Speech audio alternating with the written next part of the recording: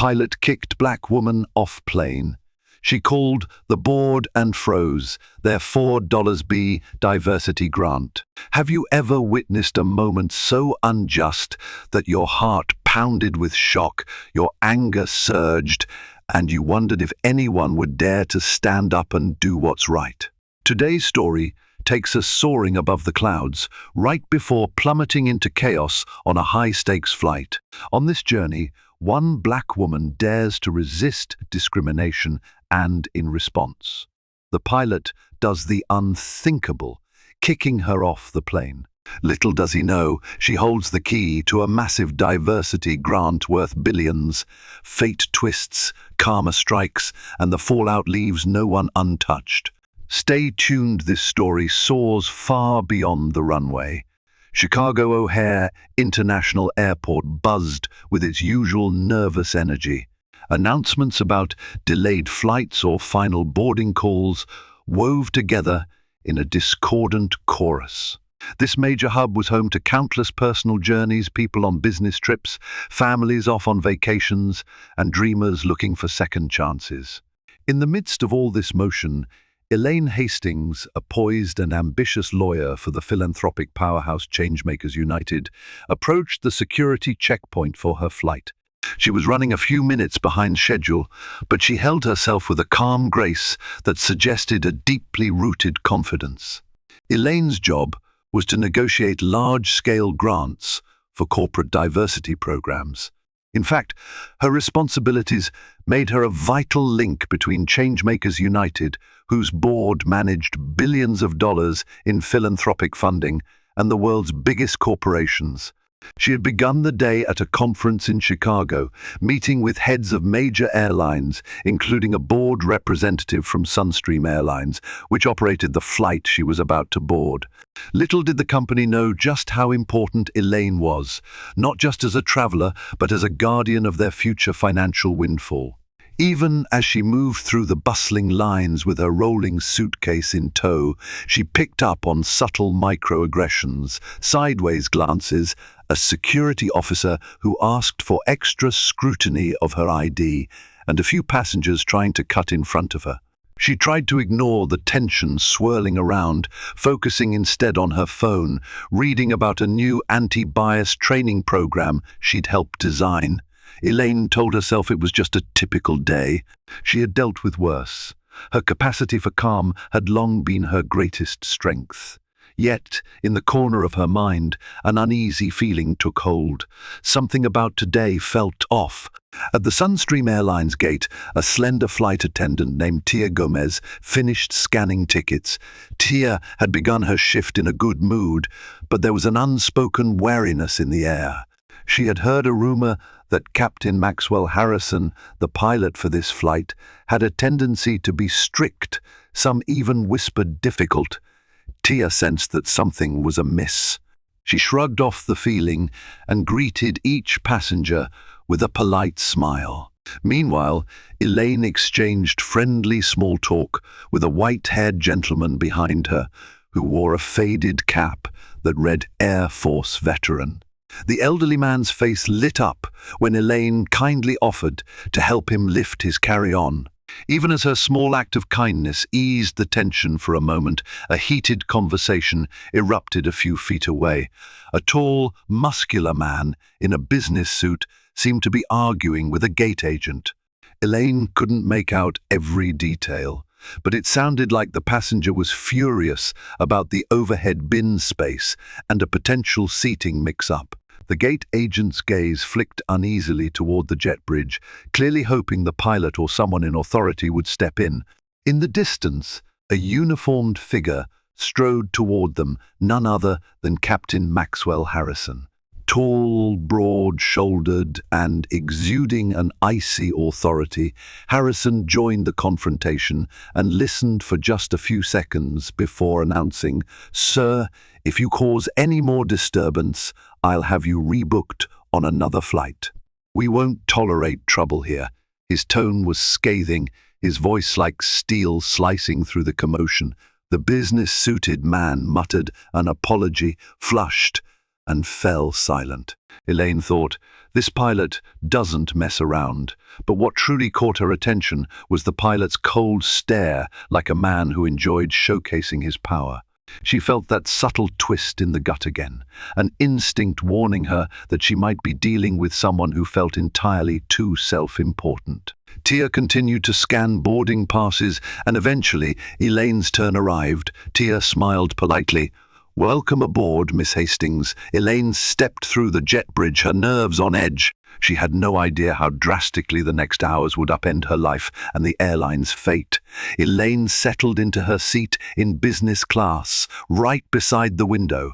The interior of the Sunstream jet had the typical layout: 2 seats by the windows, 3 in the middle, and 2 by the other window. The overhead compartments were nearly full.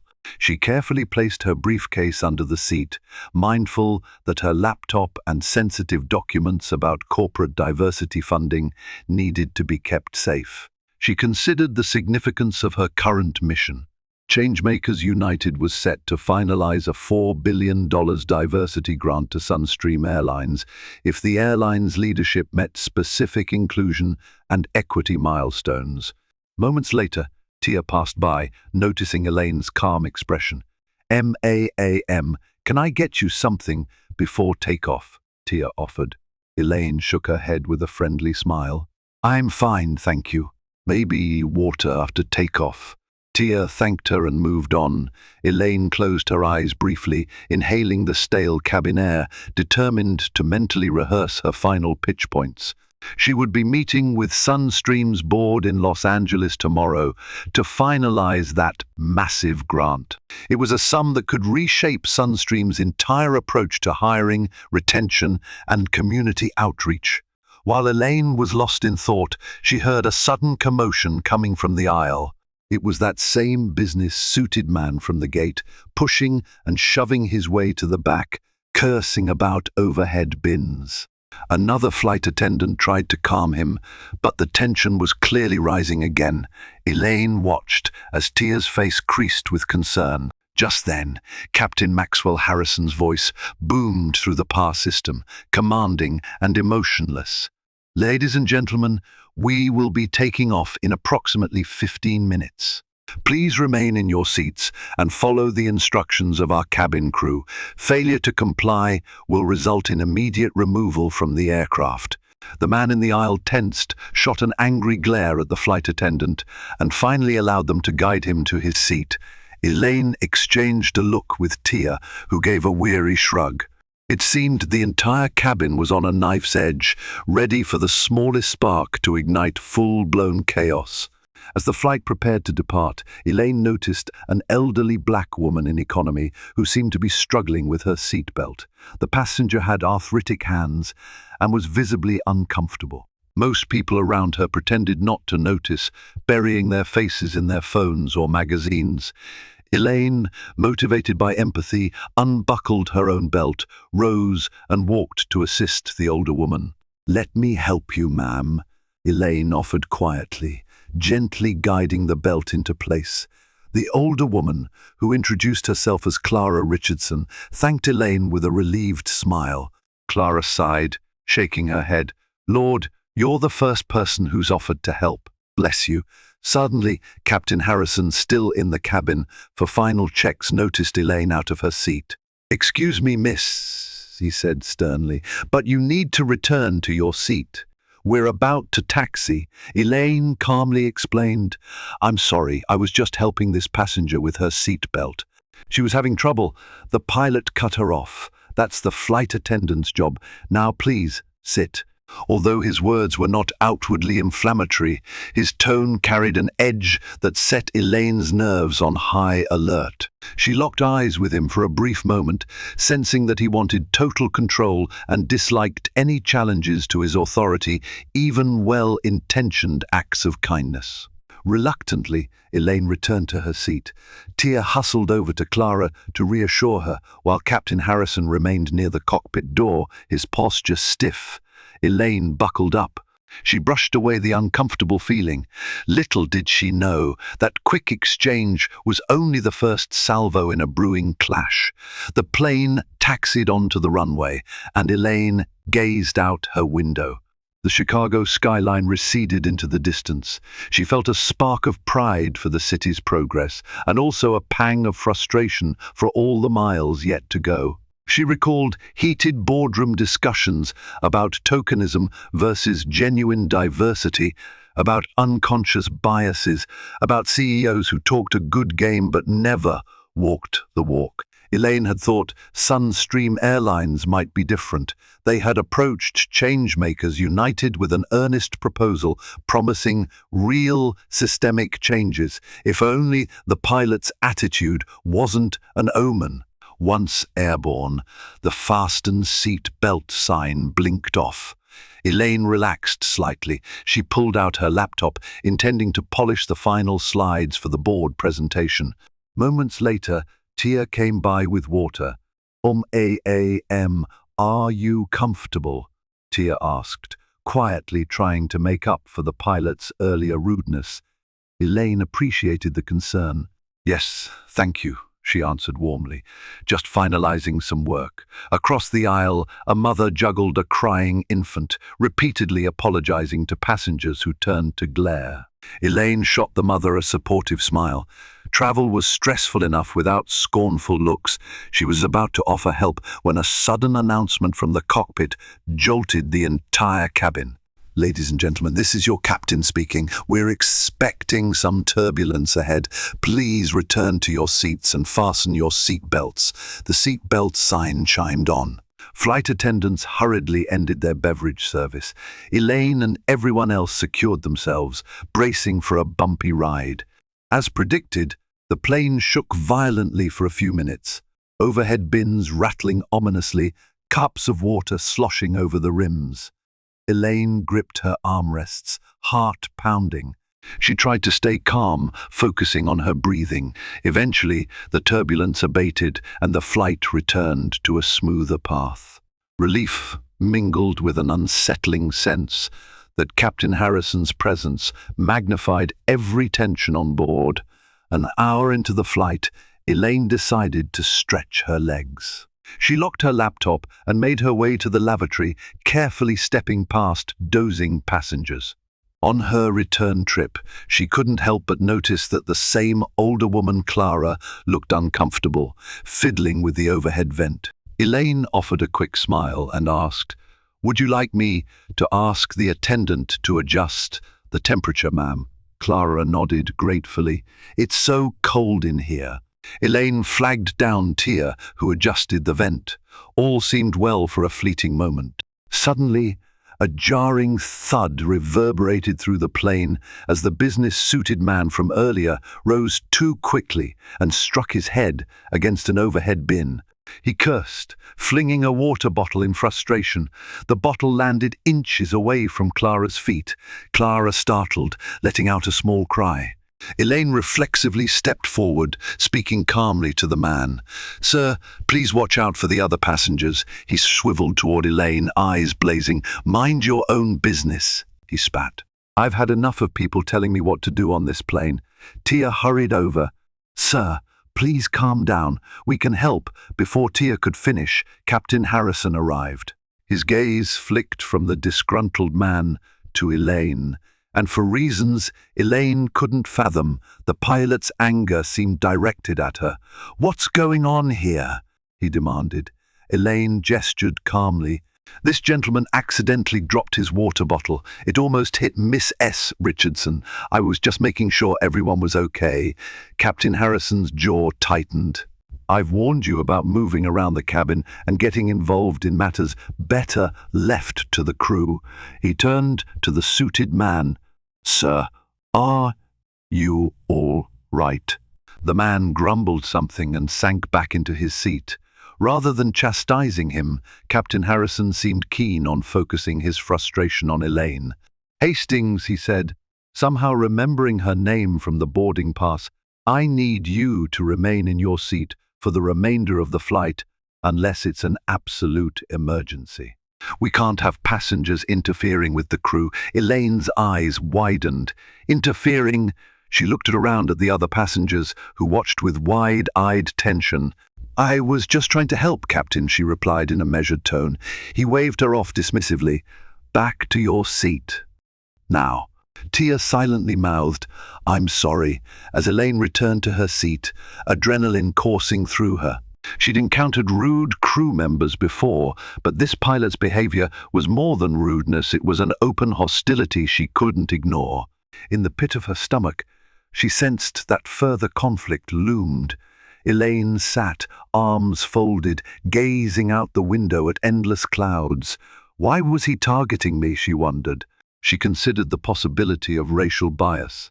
Statistics had long shown how black passengers, especially women, often faced disproportionate scrutiny from airline staff. But she didn't want to jump to conclusions too quickly. When the seatbelt sign blinked off again, Tia approached quietly. "Ma'am, I want to apologize for the captain's tone. He's known to be a bit strict. It's nothing personal." Elaine studied Tia's anxious expression. "I appreciate you saying that, but it felt very personal." She let the moment hang, then politely asked for a cup of tea to soothe her nerves. Tia nodded and left. The rest of the cabin seemed to exhale in relief as well. People resumed reading or napping. The mother rocked her child back to sleep. Clara dozed lightly. The flight attendant stationed in business class resumed distributing drinks. But in the cockpit, Captain Harrison seethed. He stared at the flight data, jaw clenched. Something about Elaine had triggered him. Perhaps her calm confidence irritated him. Or maybe it was the color of her skin, the self-assured posture, the perceived challenge to his authority. He struggled to explain his own anger, but he was determined not to let it slide. If she so much as made a minor misstep, he was ready to act. The flight continued in an uneasy limbo for another hour. By then, the sky had begun to darken, with the sun sinking along the horizon. At that moment, a crackle came over the radio from air traffic control, indicating a possible rerouting due to weather systems near Los Angeles. Captain Harrison acknowledged it and prepared for a small detour. Already on edge, he felt a swell of annoyance that the flight might not be as smooth or on time. He decided to stroll through the cabin once more. That was when he noticed Elaine standing again, conversing softly with Tia near the galley. Captain Harrison immediately marched over, his eyes narrowing. "Didn't I instruct you to remain seated unless it was an emergency?" Captain Harrison's voice cut through the hush like a knife. His sudden appearance startled Tia. Passengers who overheard began to look up. Elaine, holding her half-finished cup of tea, answered levelly, "Captain, I was just discussing a travel concern with the flight attendant. I've followed all instructions." "Clearly not," the pilot snapped. "I've had enough of this. You've repeatedly wandered around, caused a disturbance with other passengers. That's not what happened," Elaine said, fighting to keep her tone calm. Captain Harrison lifted his chin, voice raised so the entire cabin could hear. "I won't tolerate insolence on my aircraft. If you can't follow protocol, I'll have to escort you off this plane at our next landing." Several passengers gasped. A man in the middle row murmured, "This is ridiculous." The mother, holding her infant, looked frightened. Even Tia tried to interject, "Captain, she hasn't done anything wrong." Harrison silenced her with a glare. He turned back to Elaine. "I am the captain, and I have the authority. If you continue to disregard my instructions or incite tension among passengers, you'll be removed." Elaine's cheeks burned. She could feel her heart pounding, her hands shaking slightly. She felt the stares of dozens of strangers. A rush of emotion welled up inside her: anger, shock, and a deep sorrow that yet again she was being publicly humiliated for simply existing and caring about others. She tried one more time. "Captain, all I've done is assist fellow passengers and speak with the flight attendant. If that's disobeying your orders, I'm not sure how, but enough," he roared. "Sit down." In that moment, Elaine made a choice. She would not cower. She lifted her chin, voice steady, if tinged with sorrow. No, time seemed to freeze. A hush enveloped the cabin. The pilot's eyes flashed with triumphant rage, as though he'd been waiting for this defiance. He turned to Tia. "Open the cabin door. We're diverting to Phoenix Sky Harbor to remove this passenger." Tia stood stunned. "But, Captain, that's not necessary. That's an order." Captain Harrison barked. "Ladies and gentlemen, due to security concerns, we're making an unscheduled stop. This passenger," he pointed accusingly at Elaine, "will be removed from the aircraft." Gasps filled the air. Some passengers looked confused, others outraged. Elaine, fighting back tears, felt a swirl of conflicting instincts: anger, humiliation, determination. She simply nodded, returning to her seat to pack her carry-on. She knew they would forcibly remove her if she refused, and she wanted to avoid any physical altercation. What the pilot didn't know, what nobody on that plane could guess, was that the woman he was about to kick off was a linchpin in Sunstream Airline's impending $4 billion diversity grant. A single phone call from Elaine could freeze that money in an instant, and that was precisely what she intended to do. True to his word, Captain Harrison radioed in an unscheduled landing at Phoenix Sky Harbor International Airport, citing a disruptive passenger who posed a safety risk. The plane taxied to a gate, and uniformed airport security boarded swiftly. Elaine stood, calm and dignified, as security led her off the aircraft. She shot Tia a sympathetic look, and Tia whispered, "I'm so sorry," tears glimmering in her eyes. Passenger phones recorded the entire scene. Many were outraged, exclaiming that Elaine had done nothing wrong. A low murmur of dissatisfaction coursed through the cabin, but Captain Harrison stared straight ahead, chest puffed out, sure of his authority. Once in the terminal, security officers questioned Elaine. She shared her account calmly. They checked with Tia, who corroborated that Elaine never posed a threat. Still, the pilot had full authority to remove a passenger at his discretion. That fact wouldn't change, but something else was about to change everything. In fact, Elaine retrieved her phone from her handbag and dialed a number at Changemakers United. Her direct boss, Marilyn Pierce, answered. "Elaine, are you all right?" Elaine took a measured breath. "I'm fine, but something very wrong happened on Sunstream Airlines Flight 302. I was kicked off by the pilot for no justifiable reason. It was absolutely discriminatory. They forcibly diverted the flight to remove me." Marilyn's reaction was a mixture of shock and anger. "You're joking. Did you explain who you are and what your role is with the airline's grant?" Elaine's voice trembled with adrenaline, but she remained stoic. "No, I didn't want to play that card prematurely, but I'm playing it now. I want the board to know that the $4 billion diversity grant is on hold until this matter is addressed. Immediately." A pause on the other end. "I'll set up an emergency call with the higher-ups at Sunstream. Are you safe?" Elaine exhaled. "Yes, I'm safe. I'll find a hotel in Phoenix and figure out my next steps." She hung up. Adrenaline still coursing, she realized that passengers from the flight were now debarking to find connecting flights or waiting around to reboard. One or two recognized her and approached with sympathy, offering phone videos of the confrontation. Elaine thanked them quietly, saving their contact information. She also noticed Captain Harrison stride through the terminal with that same arrogant posture. He spared Elaine a glance that was part triumph, part sneer, then continued on his way. "You have no idea what you've just done," Elaine thought. A quiet, righteous fury burned in her chest. She dialed a second number, this time to an associate at a prominent civil rights law firm in Los Angeles, letting them know she might need representation very soon. Back at Sunstream Airlines headquarters in Los Angeles, Helen McCarthy, the head of Sunstream's corporate communications, had just stepped out of a meeting when she received a series of frantic messages from the airline's board.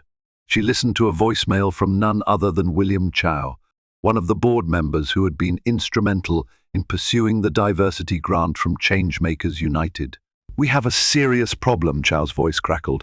"There's an incident involving that attorney from Changemakers, Elaine Hastings. The pilot kicked her off a flight. She's threatening to halt our entire funding.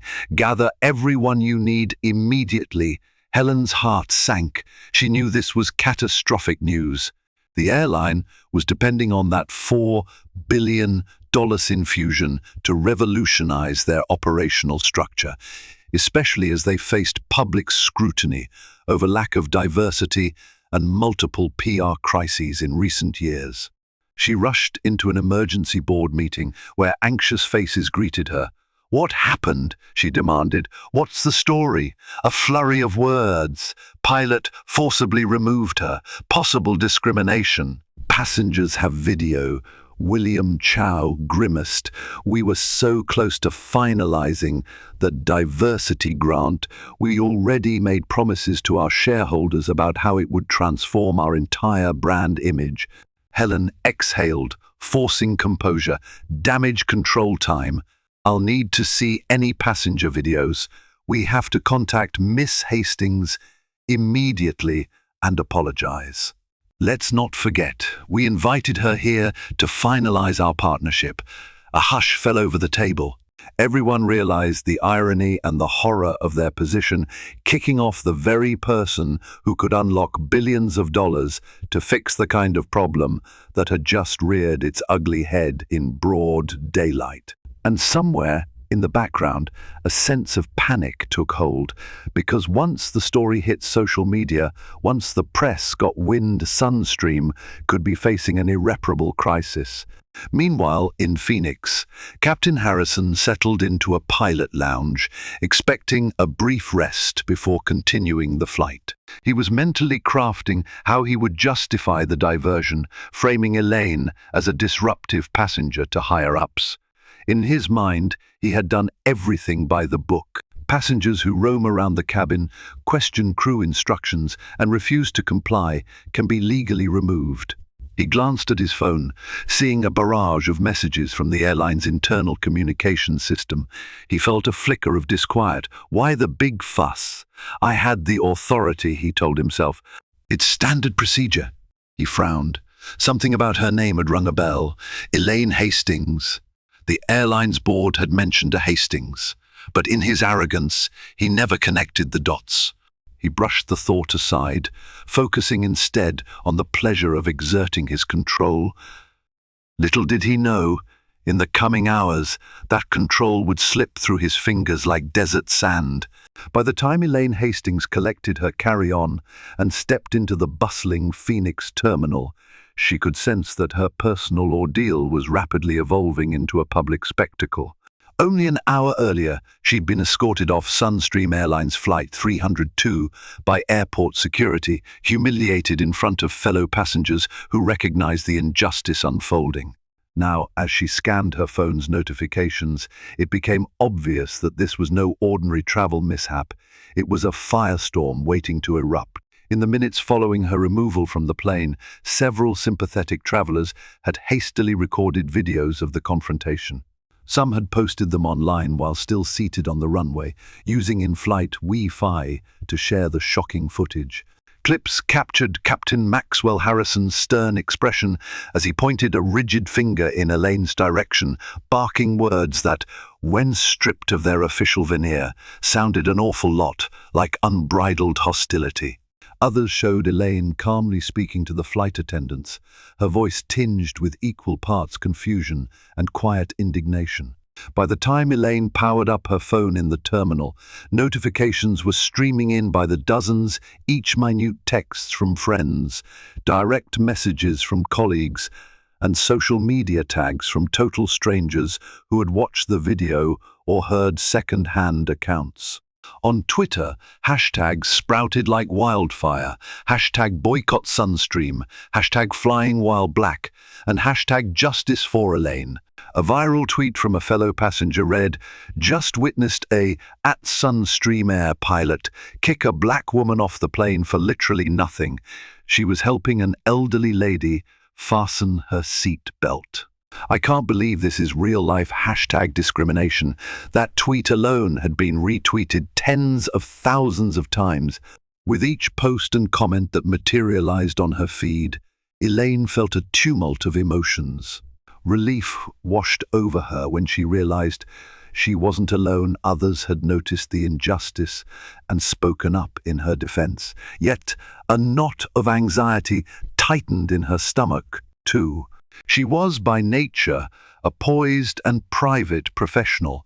The thought of her personal crisis spreading across the internet, where it could be dissected, criticized, or manipulated, was deeply unsettling.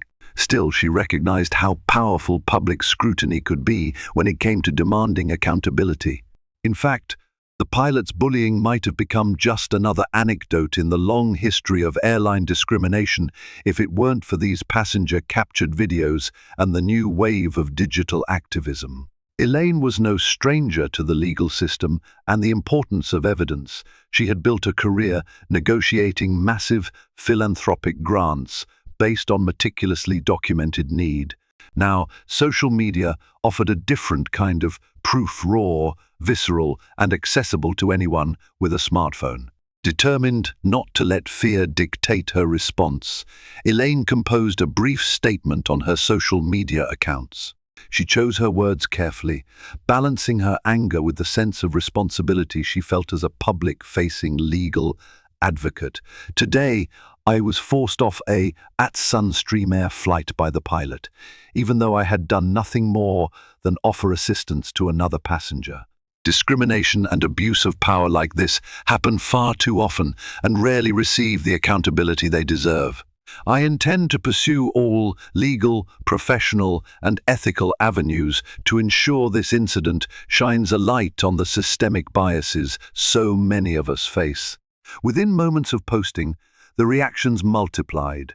Messages of support, personal stories from other black travelers who'd endured similar humiliations, and outraged calls for Sunstream to respond. Some of her closest friends from law school sent private texts offering legal help, while her extended family chimed in with words of love and encouragement.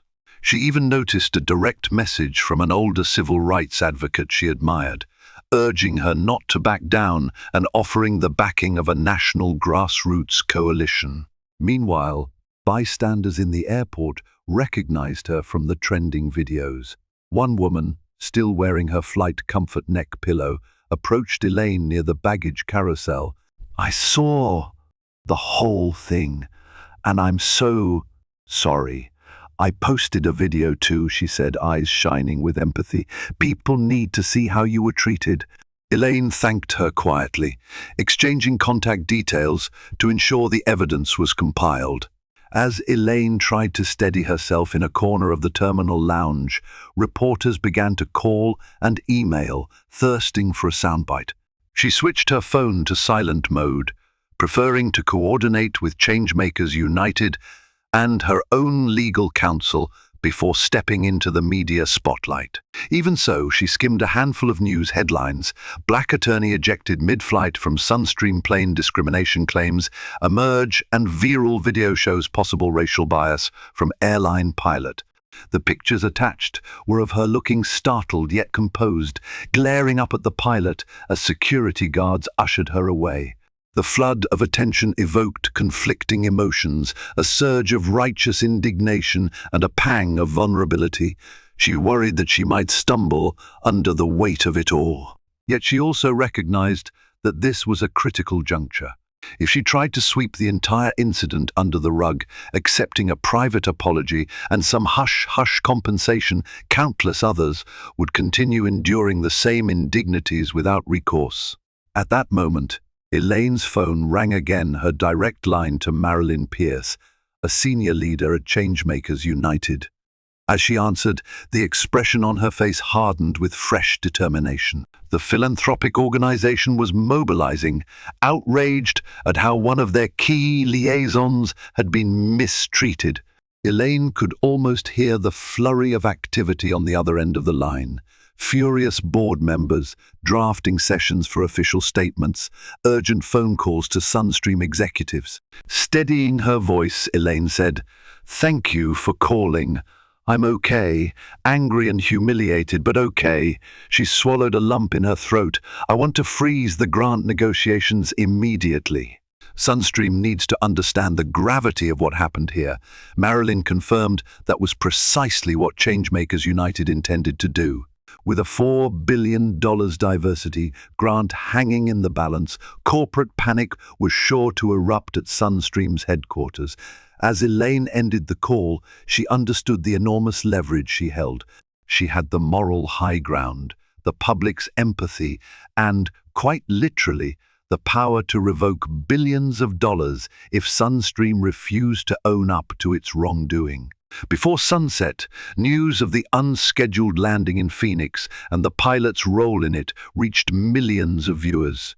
Television news tickers scrolled with the words "racial discrimination" and "Sunstream Airlines under fire." Influential voices from business, politics, and entertainment retweeted footage of the confrontation, amplifying the story. Even Tia Gomez, the flight attendant who had tried to protect Elaine, found her personal social media flooded with praise for having spoken up. In the haze of the terminal's fluorescent lights, Elaine sat down, head in her hands, marveling at how swiftly a single act of injustice could unfold into a grand public reckoning. And as the sun dipped low over the Phoenix skyline, Elaine realized that she was no longer just another passenger who had been wronged. She was the epicenter of a crucial battle for corporate accountability, and there was no turning back now. In a swanky Los Angeles boardroom with glass walls overlooking the city skyline, Helen McCarthy and William Chow connected a conference call with Elaine, who took the call from a lounge in the Phoenix airport. Also on the line were Changemakers United executives Marilyn Pierce and Charles Durham, the CFO of the philanthropic organization. The conversation began tensely. "Miss Hastings," William Chow said in a conciliatory tone, "on behalf of Sunstream Airlines, I want to extend our deepest apologies for the distressing incident you experienced.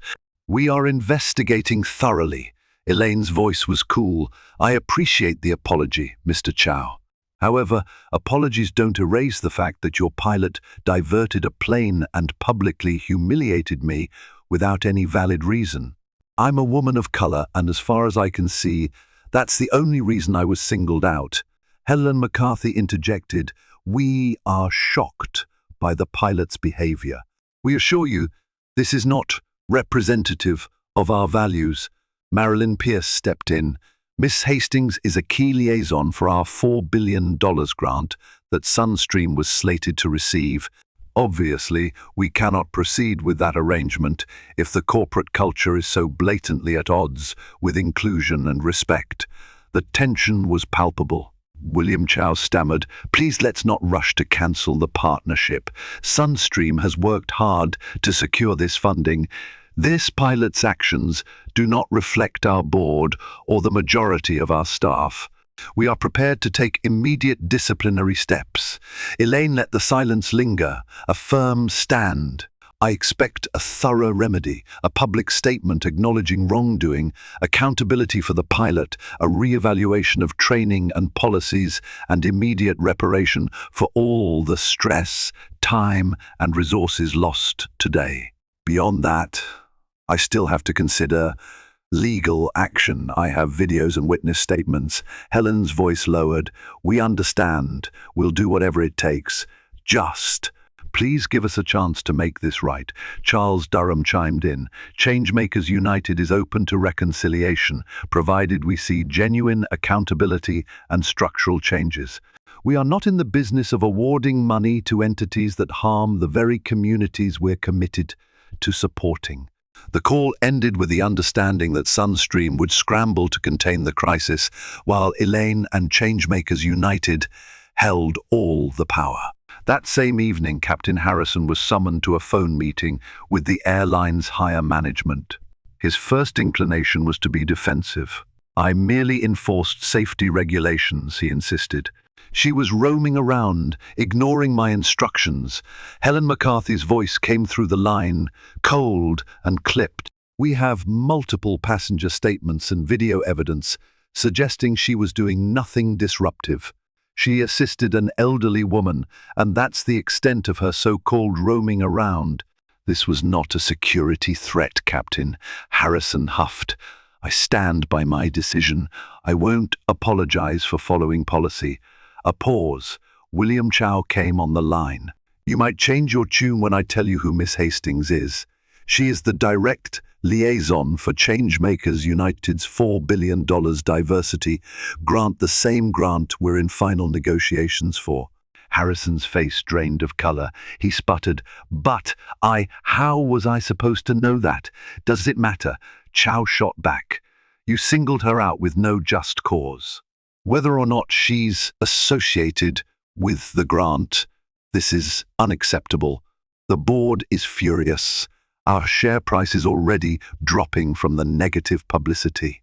Harrison clenched his fist, uncertain whether to defend himself or to grovel. In the end, he coldly said, "I understand the situation. I'll release a statement if you require it." Helen's tone was steel. "A statement alone won't cut it, Harrison. We'll be suspending you while we investigate. We suggest you prepare for possible termination." The call ended abruptly. Captain Harrison stared at the phone. For the first time, real fear slithered into his gut. He had soared for years on the pride of his uniform, the authority of his rank. Now, that authority seemed to be crumbling beneath him like a rotted foundation, and the woman he had so arrogantly dismissed held the keys to his fate. In Phoenix, Elaine spent a sleepless night at a nearby hotel, her mind churning with adrenaline and emotion. She'd filed a formal complaint with the FAA about her removal. She also had an appointment to speak with a civil rights attorney by morning. The video evidence was unequivocal. The pilot singled her out, escalated the situation, and ejected her from the plane. She also felt an enormous weight of responsibility. This was about her personal rights, but also about a bigger cause.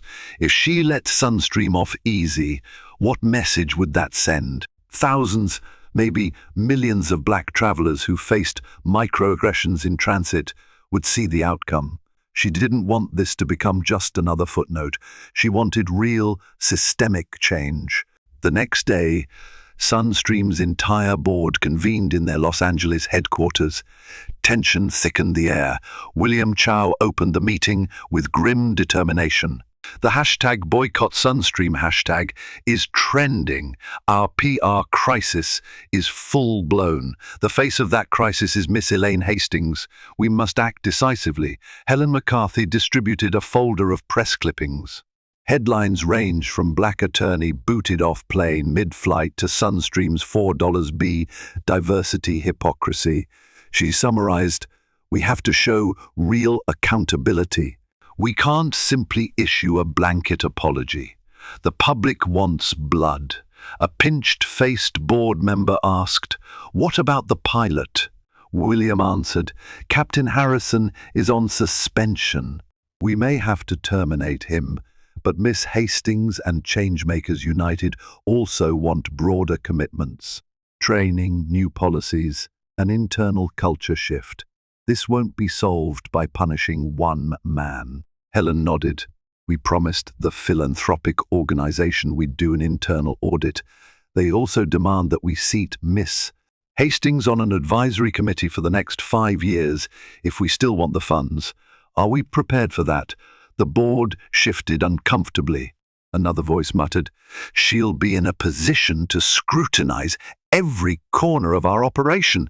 "That's exactly the point," William said. "We either accept her oversight or we lose the $4 billion.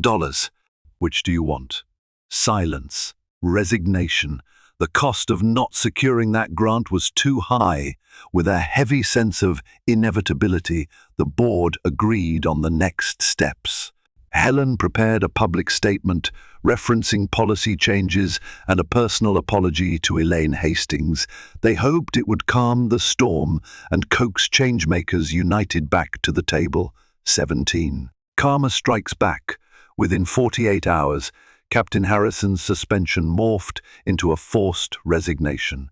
The airline's official press release read, "Sunstream Airlines has a zero-tolerance policy for discriminatory or abusive behavior from any employee. Effective immediately, Captain Maxwell Harrison is no longer employed with our company." The public reaction was intense.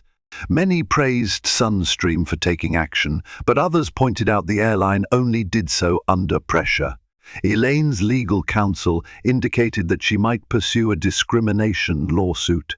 Meanwhile, #BoycottSunstream remained viral, albeit with a portion of the public acknowledging the airline's swift response. Captain Harrison, in a state of shock, watched his career evaporate.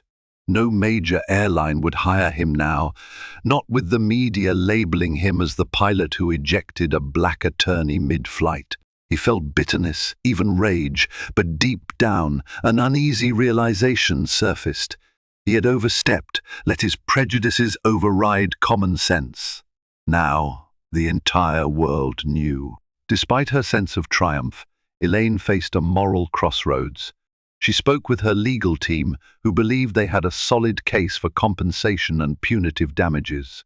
Changemakers United, on the other hand, wanted to salvage the partnership, provided Sunstream made radical changes. Elaine wrestled with her conscience. Was it enough that the pilot was fired? She also wanted to ensure tangible improvements for thousands of employees and passengers. A lawsuit could yield money, but might also sour the relationship needed to implement real reforms. In a lengthy conversation with Marilyn Pierce and Charles Durham, Elaine laid out her vision. "We can use this crisis as a turning point. We can push Sunstream to adopt the highest standards for diversity, equity, and inclusion. As a condition for any future grants, they must implement mandatory anti-bias training, a robust reporting system for discrimination, and a leadership pipeline for underrepresented groups." Marilyn and Charles exchanged glances. Charles said, "That's exactly what Changemakers United stands for. Let's lay down the terms. If they don't comply, the funding is withdrawn. Period." Elaine nodded, relieved to channel her personal ordeal into something that might help others. Still, she thought, "I want accountability for what I went through." That afternoon, Elaine's phone buzzed. The call was from Helen McCarthy. "Miss Hastings," Helen began, "I want to personally apologize. The board has prepared a settlement offer, and we'd like to discuss a path forward with the diversity grant. Would you be open to meeting with us in person?" Elaine breathed deeply. The time had come for the final showdown. "Yes, Miss McCarthy, let's talk." 3 days later, Elaine arrived at a sleek conference room in Sunstream's Los Angeles skyscraper, accompanied by her attorney and a representative from Changemakers United. Helen McCarthy, William Chow, and the airline's corporate counsel greeted them. Helen began, "Miss Hastings, I'd like to express our deepest regret for the mistreatment you faced on our flight. We acknowledge the role discrimination played. As you know, Captain Harrison has been terminated. We're prepared to offer a settlement for damages to compensate you for the distress and time lost." Elaine listened as they quoted a figure, a significant sum, though not enough to cripple the airline. Then William Chow interjected, "We also want to reaffirm our commitment to the $4 billion diversity grant. We're prepared to exceed our initial plan by implementing new training requirements, oversight committees, and mentorship programs for underrepresented groups. Additionally, we'd like you to serve on the advisory board for the next 3 years to guide our progress." Elaine leaned forward, glancing at her attorney, who gave a subtle nod. "That's a promising start." Elaine said. "We have conditions of our own. We want transparent reporting of all diversity initiatives, an independent panel to review any complaints of discrimination, and an annual performance review that determines continued funding. If you fail to meet benchmarks, Changemakers United will withdraw the remaining funds." Helen and William exchanged looks. They both knew they had no choice. "We agree," Helen said quietly. Elaine exhaled, feeling the heavy tension slip from her shoulders. She had come here not just for herself, but for every passenger who ever faced humiliation or discrimination. If Sunstream actually followed through, it could be a genuine blueprint for change. With official documents drafted and signatures lined up, Elaine stood, shaking hands with the executives who not long ago had represented the very system that had wronged her. They would never be friends, but they had forged an agreement that could reshape the airline's future for the better. In the weeks that followed, Elaine Hastings discovered that her life had changed in ways she never anticipated. Reporters hounded her for exclusive interviews, demanding her perspective on an incident that so vividly illuminated long-standing tensions between airlines and marginalized travelers. She sat down for a handful of carefully chosen appearances, focusing on the bigger picture of corporate responsibility and systemic bias rather than the personal humiliation she had endured. Through her calm demeanor and articulate storytelling, she became something of a public figure, not merely a victim of discrimination, but a symbol of strength and transformation. Meanwhile, Sunstream Airlines found itself embroiled in a comprehensive overhaul. Helen McCarthy, the head of corporate communications, worked around the clock to repair a brand image tarnished by what many called the pilot's blatant display of racism. Public statements pledged a complete reset of Sunstream's culture, mandatory anti-bias training, fair hiring practices, and clearer mechanisms for reporting misconduct. The airline began to run commercials under the slogan, "A New Era of Inclusion," featuring employees from diverse backgrounds and communities.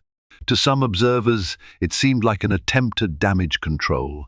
Others believed Sunstream had finally awakened to the reality of deep-seated prejudice that had festered for far too long. Cynicism and hope were at war in the public's mind, but at least change had a fighting chance. Behind the scenes, Changemakers United laid out a rigorous set of requirements for Sunstream to meet if they wished to retain the massive $4 billion diversity grant. This was not some ceremonial pledge, it was a series of tangible, measurable benchmarks. The airline needed to diversify its leadership pipeline, implement comprehensive sensitivity training for all employees, especially flight crews, and adopt transparent reporting mechanisms, allowing passengers and staff to log incidents without fear of retaliation. Elaine was placed at the helm of an internal audit team tasked with scrutinizing hiring policies, promotional paths, and day-to-day operations. Where she found vague wording or room for discriminatory oversight, she and her colleagues insisted on airtight protocols to ensure equity. Ironically, the pilot's removal of Elaine had granted her a vantage point to spearhead the very institutional change he so adamantly rejected. During that period, word trickled through industry circles that Captain Maxwell Harrison had sought legal counsel, claiming his actions were justified by aviation safety rules. His protests found little sympathy. Between the videos shared by outraged passengers and the airline's own investigation, it was clear he had aggressively singled out Elaine. Much to his shock, no major airline expressed interest in hiring him, despite his years of experience. Even regional carriers steered clear, not wanting to inherit a pilot who had become a lightning rod for controversy. Rumors flew that he was contemplating retirement or seeking a new career outside the aviation industry, an abrupt downfall for a man who once relished his power at 30,000 feet. Within Sunstream, a quieter shift also occurred. Tia Gomez, the flight attendant who had tried to intervene on Elaine's behalf, received widespread support from colleagues and even a commendation from several passengers who recognized that she had spoken up when it mattered. With the airline's new emphasis on employee well-being, Tia found the courage to share her experiences of subtle harassment from certain co-workers and the stress of working under superiors who sometimes confused strictness with bullying.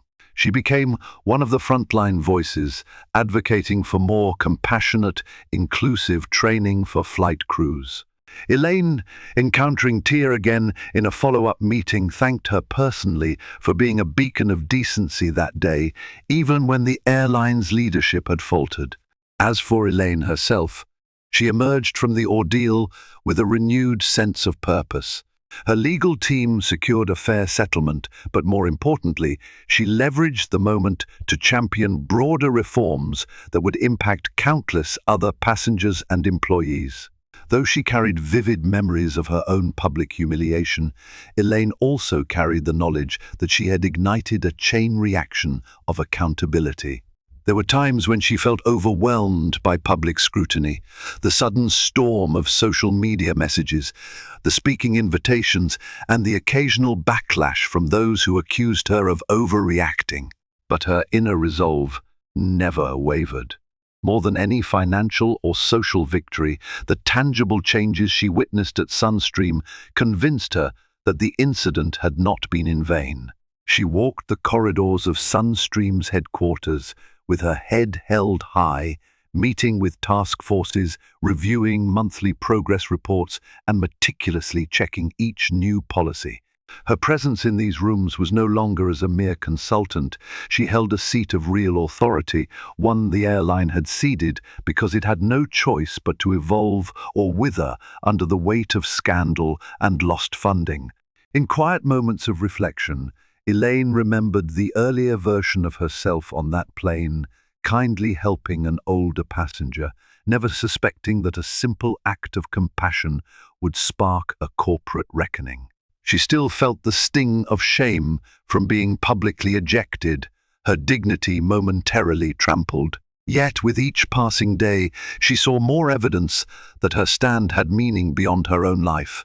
Sunstream Airlines, once content to sail on its reputation, now had a vested interest in doing better, hiring better, and honoring the diverse spectrum of humanity that entrusted them with safe passage.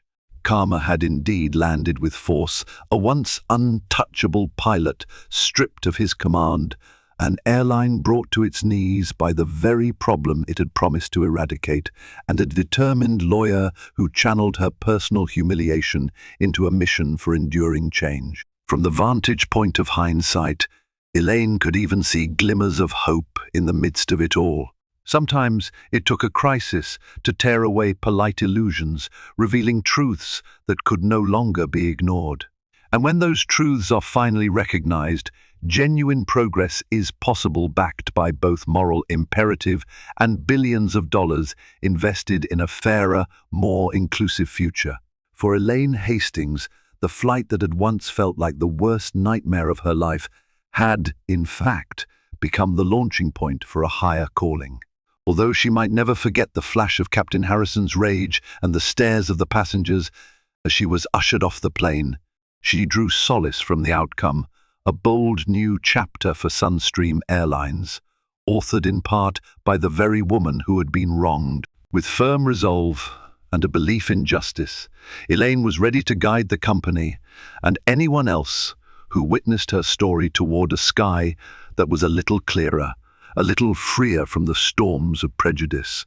Through one harrowing flight and an unjust expulsion, Elaine Hastings transformed tragedy into a catalyst for systemic change, forcing Sunstream Airlines to confront the prejudice in its ranks. Her steadfast courage halted a multi-billion-dollar diversity grant, reminding the world that money alone can't wash away injustice.